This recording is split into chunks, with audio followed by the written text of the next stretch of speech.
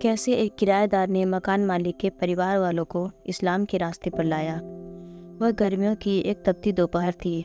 Office में मैंने छुट्टी ली हुई थी क्योंकि घर के कुछ ज़रूरी काम निपटाने थे। बच्चों को कंप्यूटर पर गेम खेलना सिखा रहा था कि बाहर बेल बजी। काफ़ी देर के बाद दूसरा बेल हुई तो मैं जाकर दरवाज़ा खोला। सामने मेरी ही उम्र के एक साहब खड़े थे। अस्सलामु अलैकुम, उन्होंने बेहद अच्छे तरीके से हाल चाल पूछा। पहले तो मेरे मन में ख्याल आया यह कोई चंदा आदि लेने वाले हैं। उनके चेहरे पर दाढ़ी खूब सज रही थी और कपड़े से वह चंदा मांगने वाले हरगिज नहीं लग रहे थे। जी फरमाएं, मैंने पूछा। आप ताहिर साहब हैं? जी, मैं मुख्तसर जवाब दिया।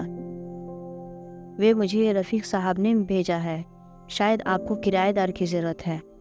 हाँ, मुझे अचानक याद आया कि मैं ऑफिस के एक साथी को बताया था कि मैं अपने घर का ऊपर वाला हिस्सा किराए पर देना है। अगर कोई नेक और छोटे परिवार की नज़र में है तो बताएं, क्योंकि कार्यालय वेतन खर्च पूरी नहीं होते। मुझे दुख हुआ कि मैं इतनी धूप में काफ़ी देर इसे बाहर खड़ा रखा। इसे 6 महीना के लिए मकान किराए पर चाहिए था, क्योंकि अपना मकान गिराकर दोबारा तामीर करवा रहे थे।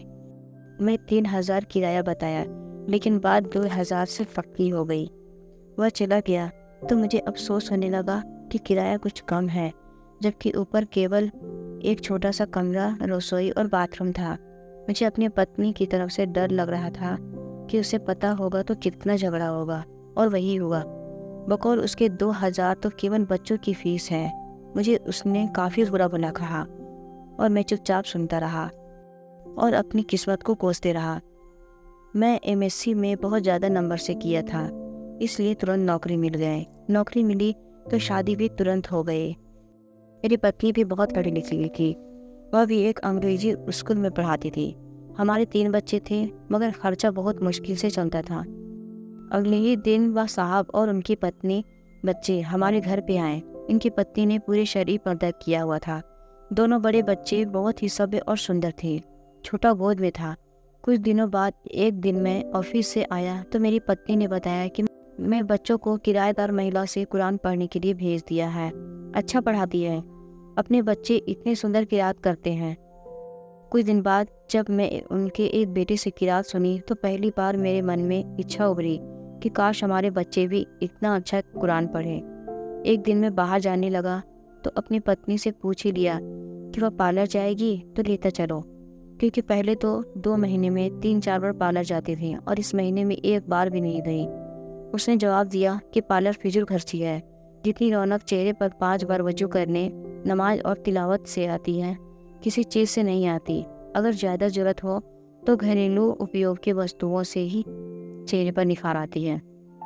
एक दिन मैं केबल पर ड्रामा देख रहा था तो मेरे छोटे बेटे ने मुझे बिना पूछे टीवी बंद कर दिया और मेरे पास आकर बैठ गया। बाबा, यह बेकार काम है।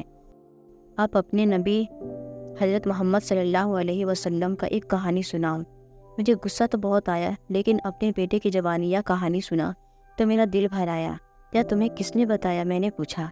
हमारी उस्तानी, वह कुरान पढ़ाने के बाद आप सल्लल्लाहु अलैहि वसल्लम और सहाबा के बारे में बताती है। अपने घर और पत्नी बच्चों के तेज़ी से बदलते हालात देखकर हैरान हो रहा था कि एक दिन पत्नी ने कहा कि केवल कटवा दे, कोई नहीं देखता और वैसे भी फिजूल खर्ची और ऊपर से गुनाह है। कुछ दिन बाद पत्नी ने खरीदारी पर जाने को कहा तो मैं फौरन तैयार हो गया। वह काफ़ी दिनों बाद खरीदारी को कहा था, वरना पहले तो आए दिन उनको बाजार जाना रहता था। क्या खरीदना है? मैंने पूछा। बुर्का। क्या?